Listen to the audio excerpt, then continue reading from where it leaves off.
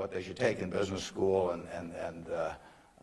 or even if they don't go to business school, what they need to know before getting in business. And I tell them, you have to understand accounting. It's the language. I mean, it's like being in a foreign country without knowing the language if you're in business and you don't understand accounting. So you want to get as comfortable with that as you are with the English language. It's made me a lot of money because I listened to what Ray Dean had to say 53 or 4 years ago and have been able to understand what I was seeing on pieces of paper, what that told me about businesses and the limitations of what it told me about businesses. But that's the way we invest. Yesterday I was in Knoxville, Tennessee, and we bought a company. We agreed to buy a company called Clayton Homes about a week ago. It's a big company in the manufactured home business. We agreed to pay $1.7 billion for it. I made that deal over the phone without ever meeting the people there, but I had seen enough through reading 10Ks, 10Qs, annual reports, but looking at figures, what they tell me in terms of the kind of people even running the place, the kind of accounting decisions they make and so on. I was able to make that $1.7 billion transactions over the phone. Yesterday was the first time I met the people, and their board of directors had actually approved the deal a week earlier. So it's, I couldn't have done that if I hadn't have, I had a great time at Ray Dean's class 53 years ago. So if I'm going to tout one thing, aside from this particular leadership class, of course, if I'm going to tout one thing, I would tell you that get comfortable with it. It may not happen the first week or the first month in the class, but get very comfortable with accounting. So I run into CEOs periodically who really don't understand it. They try to bluff their way through, and you can see it in their faces. They're frightened almost when somebody hands them a balance sheet or an income statement. They really don't know what it means, and they have to count on somebody else. And that's something you shouldn't count on. We make all our acquisition decisions ourselves. I mean, we don't call in consultants or anybody. We don't call in investment bankers, much to their disgust. No investment banking fees in the Clayton Homes deal because it's my responsibility running Berkshire to understand enough about our acquisition decisions to make them based on the numbers that I see and what I see there.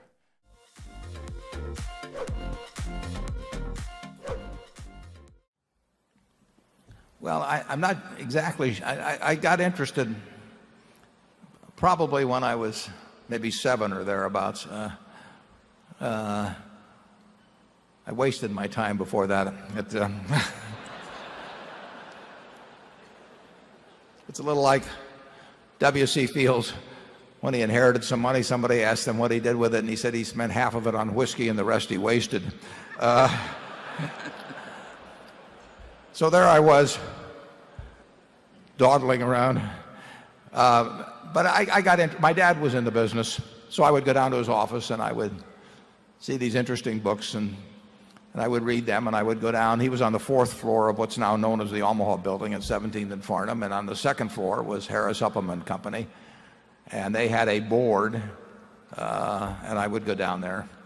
The market was open on Saturdays in those days, so I could, for 2 hours, so I could go down on Saturday, and I saw all these interesting things going across the tape, and I just read a lot. I probably took every book in the Omaha Public Library, and every book they had on investing or the stock market, basically. I was very interested in the New York Stock Exchange. I thought maybe I'd want to become a specialist when I grew up, and maybe I still will. But I took all the books out, I read them, and finally when I was 11, I bought 3 shares of stock, and I didn't know, I was fascinated by the subject. My dad got elected to Congress, so now the library became even bigger, and I took all the books I could out of there on markets, and I used to chart and do all that sort of thing. And then finally I read Graham's book when I was at the University of Nebraska, The Intelligent Investor, when I was 19, and that just changed my whole framework.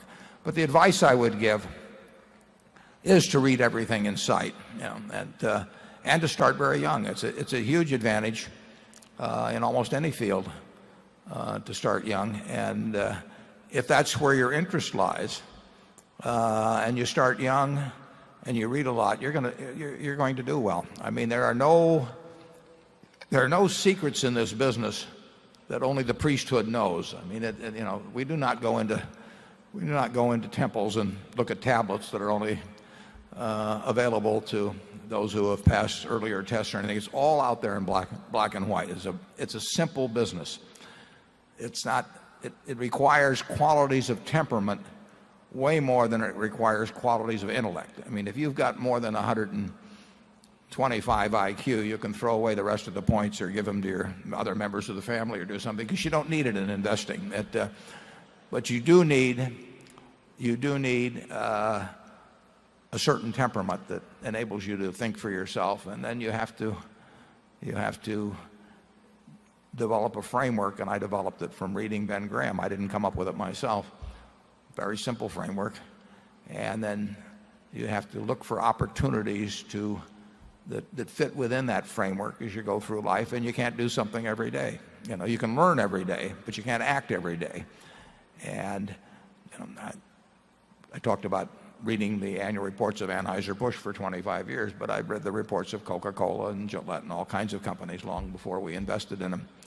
And if you enjoy the game, you'll find that like playing bridge or playing baseball or whatever. And if you don't enjoy it, you probably won't do well on it. But I would advise you to start early, read everything in sight, look for the successful framework that's been successful for people. And there's nothing like Graham's, in my view. And you'll have a lot of fun, and you'll probably make a lot of money.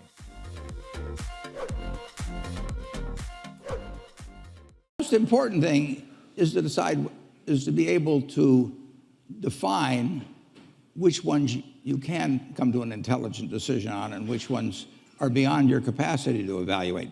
You don't have to be right about thousands and thousands and thousands of companies. You only have to be right about a couple. I met Bill Gates on July 5th, 1991. We were out in Seattle, and Bill said, "You've got to have a computer." And I said, "Why?" And he said, "You can do your income tax on it." I said, "I don't have any income. Berkshire doesn't pay a dividend."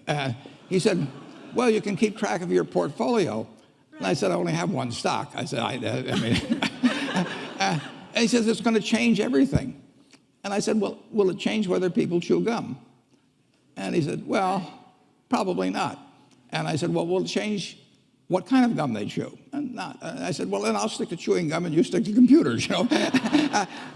I don't have to understand all kinds of business. There's all kinds of business I don't understand. But there's thousands of opportunities there. I did understand the Bank of America, and I'll be able. I'm able to do that. I'm able to understand some given percentage. But Ted Williams wrote a book called The Science of Hitting, and in The Science of Hitting, he's got a diagram, shows him at the plate, and he's got the strike zone divided into 77 squares, each the size of a baseball. And he says, if I only swing at pitches in my sweet zone, which he shows there, and he has what his batting average would be, which is 400. If he had to swing at low outside pitches, but still in the strike zone, his average would be 230. He said the most important thing in hitting is waiting for the right pitch. Now, he was at a disadvantage because if the count was 0-2 or 1-2 or so on, even if that ball was down where he was only going to bat 230, he had to swing at it. In investing, there's no called strikes. People can throw Microsoft at me and, you name it, any stock, General Motors, and I don't have to swing. And nobody's going to call me out on called strikes. I only get a strike called if I swing at a pitch and miss. So I can wait there and look at thousands of companies day after day, and only when I see something I understand and when I like the price at which it's selling, then if I swing, if I hit it, fine. If I miss it, it's a strike. But it's an enormously advantageous game. And it's a terrible mistake to think you have to have an opinion on everything. You only have to have an opinion on a few things. In fact, I've told students, if when they got out of school, they got a punch card with 20 punches on it, and that's all the investment decisions they got to make in their entire life, they would get very rich because they would think very hard about each one. And you don't need 20 right decisions to get very rich. 4 or 5 will probably do it over time. So I I don't worry too much about the things I don't understand. If you understand some of these businesses that are coming along and can spot things on, if you can spot on Amazon, for example, I mean, it's a tremendous accomplishment what Jeff Bezos has done. And I tip my hat to him. He's a wonderful businessman. He's a good guy, too. But could I have anticipated that he would be the success and 10 others wouldn't be? I'm not good enough to do that. But fortunately, I don't have to. I don't have to form an opinion on Amazon. And I did form an opinion on the Bank of America, and I formed an opinion on Coca-Cola. I mean, Coca-Cola's been around since 1886. There's 1.8 billion 8-ounce servings of Coca-Cola products sold every day. Now, if you take 1 penny and get 1 penny extra, that's $18 million a day.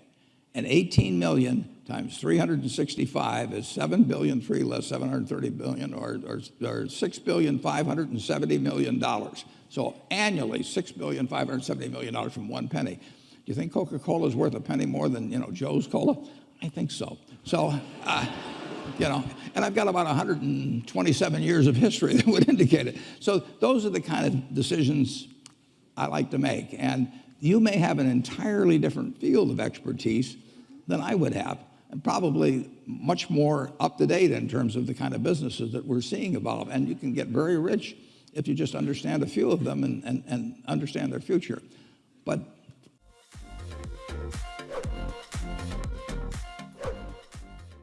the nature of capitalism is that people want to come in and take your castle. It's perfectly understandable. I mean, if I'm selling television sets or something, there's going to be 10 other people that are going to try and sell a better television set. If I have a restaurant here in Omaha, people are going to try and copy my menu and give more parking and take my chef and so on. So capitalism's all about somebody coming and trying to take the castle. Now, what you need is a castle that has some durable competitive advantage, some castle that has a moat around it. And that moat, one of the best moats in many respects, is to be a low-cost producer. But sometimes the moat is just having more talent. I mean, if you're the heavyweight champion of the world and you keep knocking out people, you've got a competitive advantage as long as you can keep doing it. And it's very profitable if you're the one that happens to be able to do it. If you can turn out great motion pictures, I mean, Steven Spielberg, I mean, he's a fellow to bet on, and it has enormous economic value. Turn failure into a plus. And it's true, when I was at the University of Nebraska, one day I was reading the Daily Nebraskan, and it said in room 300 or something, at 3 o'clock there will be this panel of 3 professors here at the university, and they're going to award the Nathan Gold Scholarship. I don't know whether you still have that around? And at the time, it said it would give you $500 to go to the graduate school of your choice. I don't know whether it's changed in amount, but that was it. So I read this, and I went there to this room at 3 o'clock that day, or whatever it was, and I walked in the room, and there were the professors, and I was the only student that showed up. I mean, it really got to them. I mean, they were stuck. They kept waiting and looking at their watch and hoping there would be more candidates, but no one came in. So I won $500 by default, and those are usually my biggest triumphs when nobody else shows up. And so here I was. I had $500 to go toward any. It wasn't limited. Any graduate school for a master's degree. So I applied to Harvard. My dad wanted me to, and I shortly heard from Harvard, and they said go to Chicago and meet this fellow who interviews applicants from the Midwest. So I got on the train, and that's what you did in those days, and I spent about 10 hours on the Burlington going to Chicago. Then I transferred to another little interurban train to go up to this country day school where this fellow was the headmaster, and he was the big interviewer for Harvard. And I got there, and after about 10 minutes, he said, better think about something else. He come back later on. I was 19 at the time, and I looked about 12, and I acted about 8. So it was not a great combination. But so he said, forget it. So I took the little interurban train back to Chicago, and I took the 10-hour train back to Omaha. And all the time I'm thinking, what do I tell my parents? It's kind of embarrassing. But it was the luckiest thing that ever happened to me. because if I'd gone to Harvard, I would have gone to a 2-year business school. I instead applied to Columbia, where I could graduate in 1 year and get a master's degree. Luckily, that by the accident of it and being in the Nebraska National Guard, which did not get called up for the Korean War, I missed going in the Korean War. I got to meet Ben Graham, which had an enormous effect on me subsequently. And I probably got my wife that way because she was going to Northwestern. And I was able to put on sort of a full court press because I got out in 1 year. And otherwise, she'd have met some other guy. I mean, I got her before the competition showed up. And so it worked out wonderfully. It couldn't have worked out better. And that's been my life, basically. I mean, things, you will get some disappointments, but the future is what counts. It'd be fun if I knew every decision I was going to make was going to be perfect. It would not be as much fun. It'd be like playing golf and knowing you're going to hit a hole-in-one on every hole. You wouldn't play golf if every time you got on a tee, you just took a swing and the ball ended up in the hole. It'd be fun for a few days. You get on TV, but the game would not be any fun. So it's failure, and I wouldn't even consider them failures, but they're mistakes or whatever you want to call them. They're part of the game, and in the end, you go on, and we've made plenty of mistakes in business. We'll make plenty more, and the Babe Ruth, and for a long time, it subsequently got eclipsed by a few fellows, but he held the record for strikeouts. He also held the record for home runs and was the highest paid baseball player until the modern era came along. So it's part of the game. If you take big swings, you're going to miss sometimes. But the Harvard thing, you'll get a kick out of this. They invited me back to the 25th anniversary of this class to talk to them, and I went back. It was kind of embarrassing because this was the 25th reunion, and the class was talking about the next 25 years to these alumni that were back after 25 years. And my job was to talk about the next your financial future in the next 25 years. This was in, whenever it was, in the mid-70s. And right before me on the program, Masters and Johnson were talking about the next 25 years of their sex lives. So nobody stayed around for my talk. But that night at the alumni meeting, the fellow who was president of the class stood up and said, we're big enough to admit when we make mistakes around here, and we turn this guy down and throw him back in the water. And so now we'd like to make him an honorary member of the class. So they did it, and they voted, and everybody voted for it. And I stood up and I said, I recited the story that I told you. And I told him, I said, at the time I was kind of philosophical about this. I was young, and maybe my grades weren't that good or something. And so I took the rejection kind of well. But I said, now that I've met the people that got into class, I'm really sore.